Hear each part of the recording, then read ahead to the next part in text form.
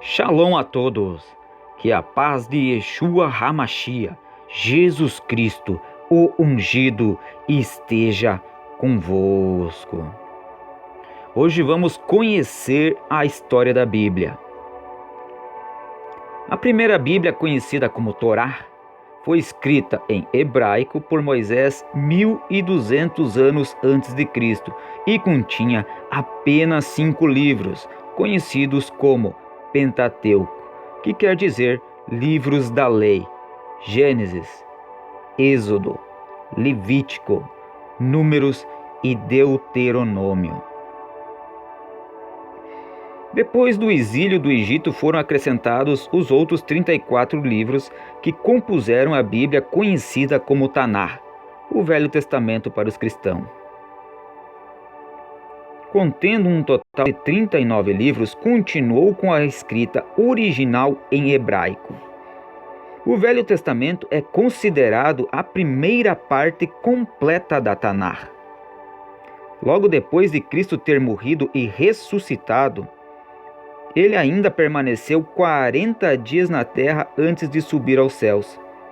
Durante esse período, ele passou as suas últimas instruções e recomendações aos discípulos. Atos capítulo 1, versos 3.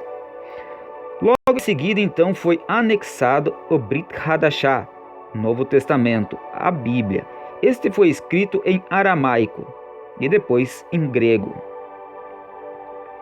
O Novo Testamento, que contém 27 livros, somou-se aos 39 livros do Antigo Testamento, unificando assim um total de 66 livros, a Taná, coleção de livros em português. A primeira tradução da Taná, que significa Bíblia, a Bíblia, que originalmente foi escrita em hebraico, tendo algumas partes em aramaico no tempo do exílio da Babilônia, teve a sua primeira tradução feita para a língua grega.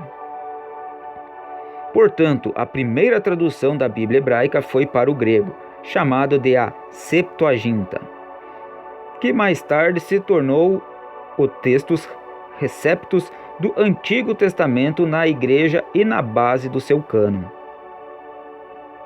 Septuaginta é a designação por o qual ficou conhecida a mais antiga tradução em grego do texto hebreu do Antigo Testamento.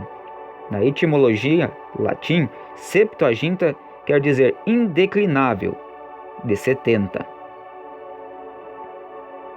A Septuaginta é o nome da versão da Bíblia hebraica traduzida em etapas para o grego koiné, entre o século III a.C. e o século I a.C., em Alexandria. Dentre outras tantas, é a mais antiga tradução da Bíblia hebraica para o grego, língua franca do Mediterrâneo Oriental pelo tempo de Alexandre o Grande.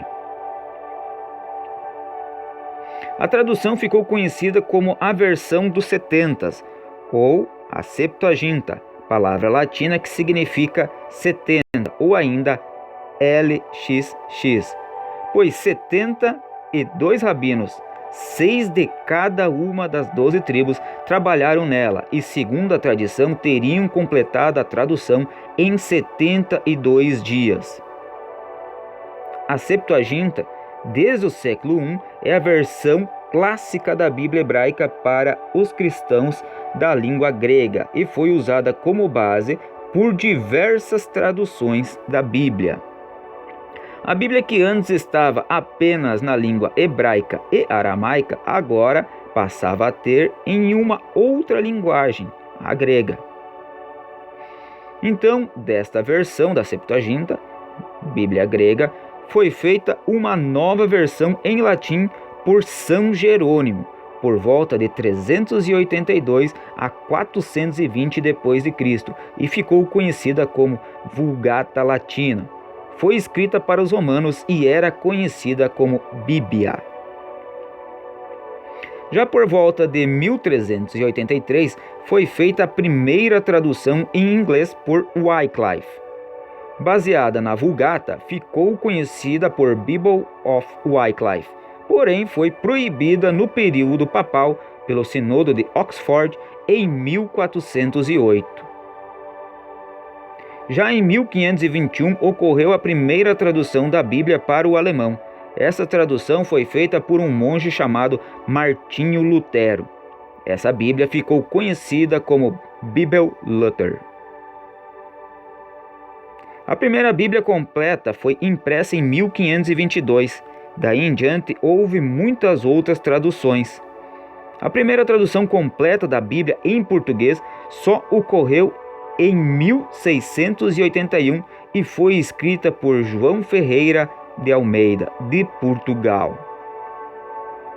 No Brasil, a primeira Bíblia só foi traduzida no ano de 1847, no Maranhão, pelo bispo Joaquim de Nossa Senhora de Nazaré.